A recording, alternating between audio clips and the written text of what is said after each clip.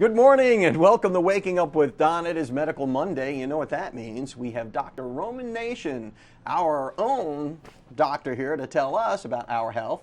But we're going to learn a little bit about him today that may make you want to go to his practice. Nation's Best Family Healthcare. Yes, sir. On State Road 77 or Ohio Avenue, I guess. Correct, Highway 77. And how long have you been in that location, Doc? We moved up to Lynn Haven last July. Oh, okay. Yeah, it was quite a bit bigger facility. I was last summer I added a third provider. I have Stephanie Breland. She's a nurse practitioner that's been working with me for 9 months. And then I also have Mr. Jim Dees. He's a physician assistant who's been in town for probably 20 years at least. Knows lots and lots of connections. So yeah, the three of us are there now. Mm-hmm. And then the latest provider staff member that we have now is JT, who's been on your show as far as the nutrition program that we do. Yeah, so you've got a good staff now. Yes, sir. You weren't always there. You were in another smaller practice, and previous to that, you were an Air Force doctor, weren't you? Yes, sir. Yeah. Yes, sir. Yeah, well, prior to that, I was an Air Force engineer. I had got my bachelor's degree at USC in aerospace engineering, and then went on to medical school after that in 2000 2004. It's kind of a jump, you know, aerospace engineering. A bit. Yeah, I had toyed with the idea when I was in college at USC about switching over to being a doctor, but I would actually have to start over and pay for half of my own education at that point. And USC is not a cheap school, so it was like, I think I'd like the engineering thing for now. But as I got into engineering, and I wanted to go into NASA, do astronautics. And in order to do that, at the time, they were looking at hiring more doctors and physicians than they were engineers. So that's kind of how I made the jump from there by volunteering in a hospital and figuring out, do I like it? So your goal was actually to become an astronaut. Yes, sir. You wanted to get into the shuttle program, I'm assuming? Yeah, or? actually, Yeah. and I'm very glad that the commercial space program is actually developing. There's a program at Space Camp that they do that my kids, have wanted to go to. They're not quite old enough yet, but they talk about the commercial space programs that are being developed. Virgin Airlines is supposed to have the first commercial flight to go into space for $250,000. Isn't that fascinating stuff? I think it's beautiful. And for what you're getting, I mean, $250K to get into space. To the moon. To the moon? That was what they had said. Yeah. Holy mackerel! Yeah. And they'll have a full bus too for that, right? Oh, absolutely. Yeah. There's people. I mean, you can do. There's a place that flies out of Orlando that does parabolic flights where they go up to about, I don't know what height it is, but you get about 5 minutes worth of weightless time. So it's like you're suspended in space, and that's about $5,000 for that. Wow. And that's kind of cool. And that's when the airplane does exactly. They have a special modified jetliner. I think it's a 777, something like that. That they go up really high, and then they come down. And as you come down, because you're so high up, you're essentially weightless for about 60 seconds. That's what the Air Force used to call the vomit comet. Yes, sir. Yeah. That's exactly what the program was modeled after. Was that? Yeah. And they filmed Apollo 13 on the vomit comet. But that same airplane is now a commercial flight now. Isn't that amazing? So the commercialization of that whole thing is kind of an interesting twist to the space program. So here you are, engineer. Yes, sir. Trying to become an astronaut and become an MD to do that. And you did that through the Air Force? Yeah, the Uniformed Services University is the military's medical school up in Bethesda. So I went to school there, and then I did my residency in Northern California at a military residency program. They restationed me here, and after 6 years, I got out of the military. And you got out of the military, and then you opened your own practice. Yes, sir. Yeah, we stayed here local in Panama City, and I opened a little small place to start with, and then as we just kept growing, I added more staff, and now we're almost ready to outgrow the building that we're in now. Wow, isn't that something? So you've had some journey. Yes, sir. I've always been envious of people who knew what they wanted to do early in life and worked toward that goal. But I'm starting to find out it's not where you start out to go. It's kind of where you wind up sometimes. Yeah, it's how you wind up and enjoying it along the way. The entire time that I was in the military, it was as long as I get to do what I want to do, then I'll stay. And as soon as that changes, then I'll go. But it sounds like you've enjoyed the journey so far. And right now, the destination isn't so bad. No, not at all. No, Panama City is a nice place to settle down. That's interesting stuff. I want to talk more about your practice on the other side of these breaks. And we're going to run off to the local weather, brought to you by the West Pittman Law Firm. WestPittmanLawFirm.com. Welcome back to Medical Monday. I'm Don Arias, and I'm here with Dr. Roman Nation from Nation's Best family health care. Yes, sir. And I said it right. You know, we talked about your interesting journey from being an aerospace engineer with a goal of being in the astronaut program, and now here you are as an MD in Bay County. Yes, sir. And you've kind of got. It sounds like you had a pretty exciting journey. And what's so rewarding about family practice, though? Family healthcare, I really enjoy family healthcare. As we went through the different rotations and stuff, the internal medicine is really treating just adults, and the way that the internal medicine doctors describe it is like trying to get extra innings out of the game. And then there's pediatrics, which is treating young children and making sure they get started off right. And then there's the whole thing in the middle as far as delivering babies with OBGYN and those kinds of things. And I really enjoyed all of that stuff. And trying to pick just one that you could do is extremely difficult. And some people get there and they know exactly that's what they want to do. I like getting into the whole family. So when we treat patients, you know, if they have children, I can see them. If they have, you know, grandparents, I can see them. And in many families that we have in my practice now, is I've got the great grandparents, the grandparents, the children, and then the grandchildren are getting. So you'll have several generations. Yes, sir. Of one family in your practice. Correct. I guess there's some sort of advantage to that too. If there's anything that's perhaps genetic or people are predisposed to. There's some genetic pieces to it, and there's also just the psychodynamic portion of families that live together. A lot of times we have families where grandparents are raising the grandchildren, and so you have issues there where it's not the standard of, you know, here, just take that to your pediatrician kind of thing, because it's not just the child that's being treated or the parent that's being treated. It's actually a combination of the two.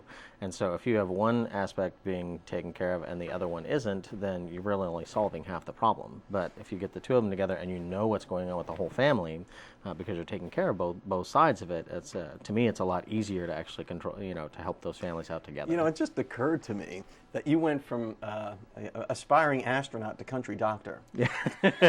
I don't deliver babies anymore. And you don't make house calls. I don't think anybody does anymore, do they? No, it's really the insurance market is changing a little bit for that. They're trying to do that, but I work as a medical director for one of the home health care agencies, so they do the house call portion of it. So indirectly, I do that portion, but not all of those patients are mine. I help supervise the group who get care from other doctors.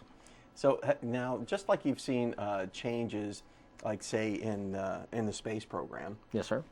Do you see changes like that in the medical profession? Absolutely, every year. That's what I love. Are we going the other way though? Going from privatization to more of a public thing, or?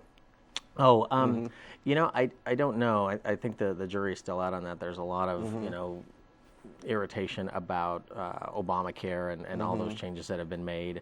You know, and the patients that we see, I think what people didn't realize is that the changes that Obamacare was trying to make was make their insurance plan better.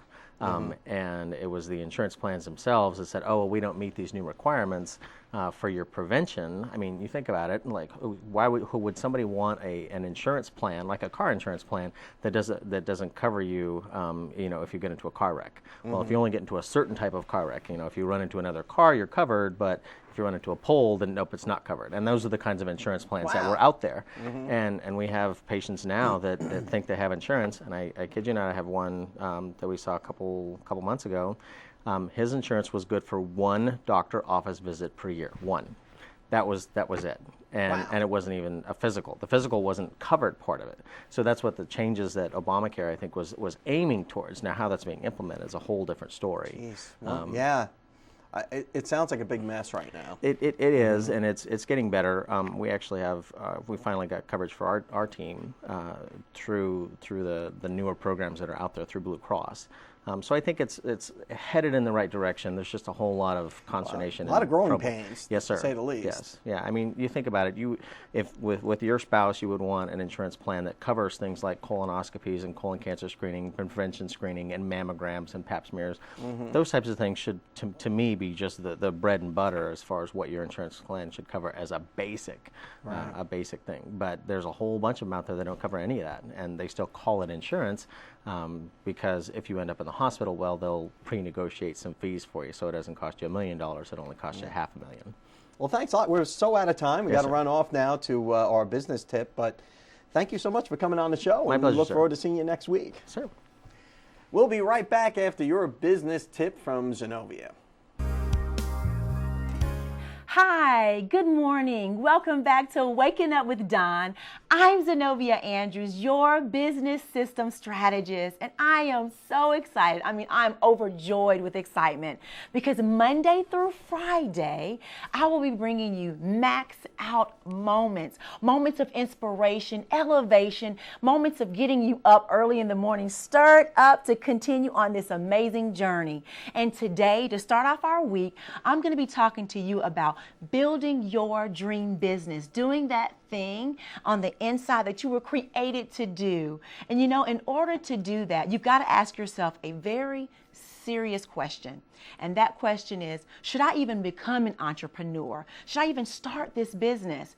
And to answer that question, you have to ask yourself a question. What is your why? Why do you want to start a business? Is it to become a CEO? Is it to become your own boss? Is it to become rich, to live your passion? And the answer to that question, my friend, is what's going to keep you on this journey. That's going to keep you focused, to not get frustrated and give up. In addition to that, as we're talking about should you become an entrepreneur, ask yourself the question, do I have the skills, the traits of an entrepreneur? Am I a go-getter? Am I an organizational, person? Do I have the sales skills, the marketing strategies? Weigh the cost of what it's going to take for you to become an entrepreneur. But I don't want you to get frustrated because that's where I come to help and support you. I'm your business system strategist, and I would love to connect with you. I would love to support you. You can connect with me on social media at www.zenoviaandrews.com. That's my website. In addition, I'm on Facebook and on Twitter. You follow me, I'll follow you back. All right? Thanks again for listening to Your Max Out Moment. I'm Zenobia Andrews, your business system strategist. Welcome back to Waking Up with Don. I'm here with Dr. Richard Edelman. Did I say your name right? Correct, sir. Yeah, like Cradle. Cradle. And your practice is a skin and vein center here in Panama City? Yes, sir. All right. What goes on there? As the name implies, I'm sure it's something to do with skin and veins. Well, it's not really work if you love to do it. We split our time between doing hormone care, vein care, and cosmetic procedures to make people look better. Okay. And who's your typical patient? Are they female, male, elderly? Well, of course, mostly the ladies, but we do have men patients as well. Many of our patients start with one part of our practice and then they cross over to the others. We see a lot of patients for hormones. People have heard about bioidentical hormones, the advantages of those sorts of hormones over the pharmaceuticals. They might come and see us for that. They start feeling better, looking better, and they want to improve their looks. Or they say, oh, you do veins. Let me get checked out for that. So it crosses over easily. So you do hormone replacement as well? We do. We give people back the same thing that they ran out of. To me, this isn't really giving drugs. This is giving you stuff that you gave that you ran out of. It's not going to have a crazy side effect. You're going to do well with it. So your body makes hormones. Yes. It's essential to healthy living, I would suppose. It does a lot of important things with tissues. And as you get older, or for whatever reason, you stop manufacturing it in quantities that you may need? Exactly, and this is most dramatic with women because of menopause, the event where you stop having eggs mature, and coincident with that is hormone production. So that's a sort of a bright line for many women, although the amount of trouble they have varies quite a bit. But it often gets their attention and they come to us, and sometimes by then they're also complaining of weight gain and low energy, and so we're looking at thyroid and other issues too. With men, it's a little more subtle, but they have some of the same trouble, yeah. Yeah. It's kind of an interesting area for me because I don't think a lot of people really understand the functions of hormones. And what do they do for you? I mean, people know, like, when you enter puberty, you're kind of like a hormone with feet walking around and you're starting to grow facial hair and things like that.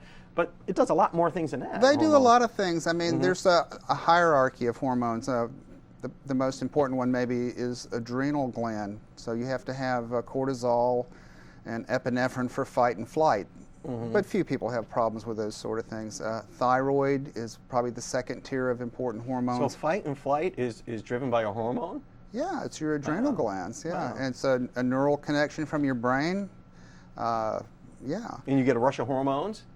Is that what? Well, if when you're in danger, epinephrine allows you to fight like a madman, or run like a scalded ape.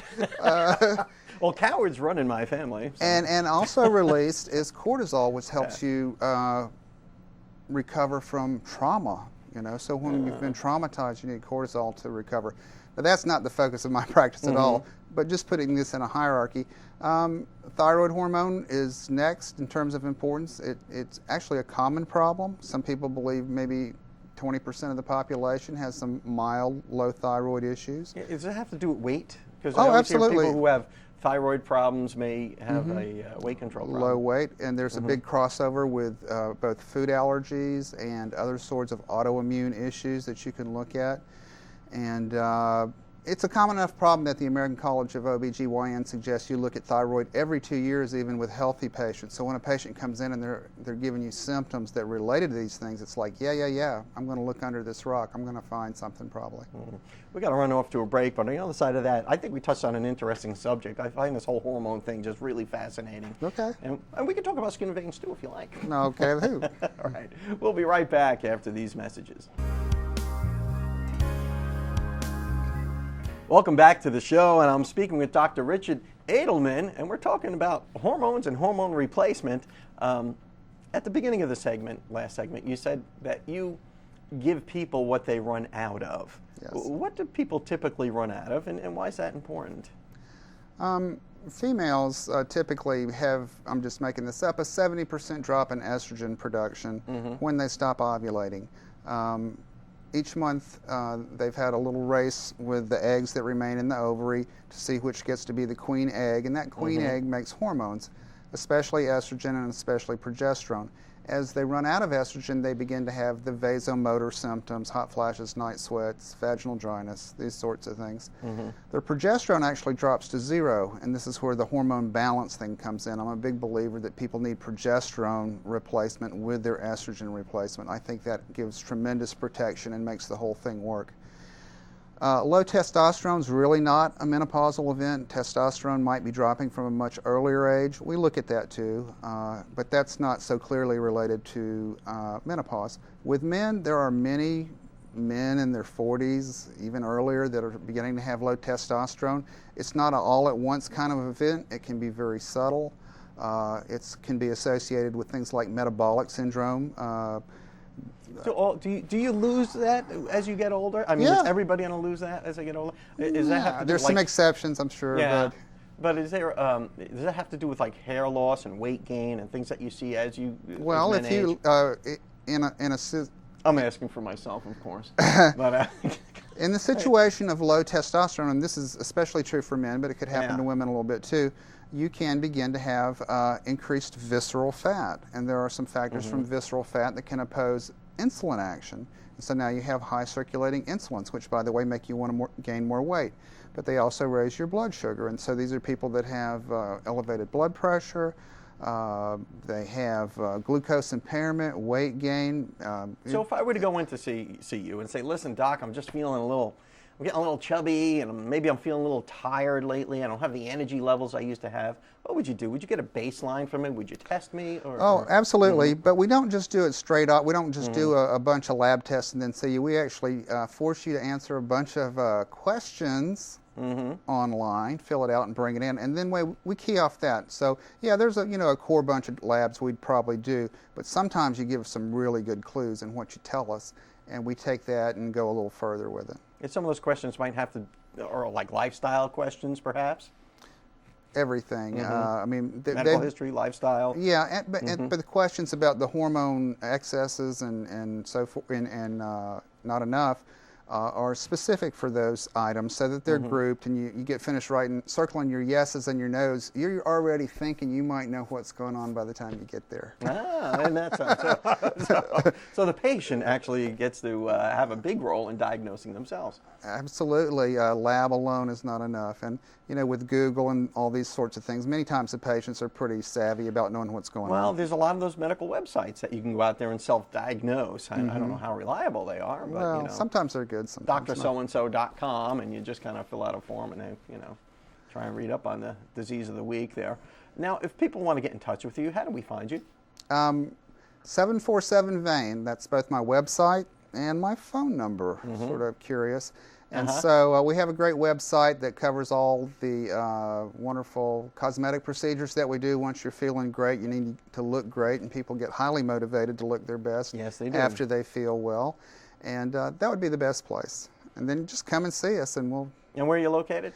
We're at 738 Harrison Avenue, so more or less across from McDonald's. Hate to use that as a landmark, but everybody knows where it is. So much for healthy living, yeah.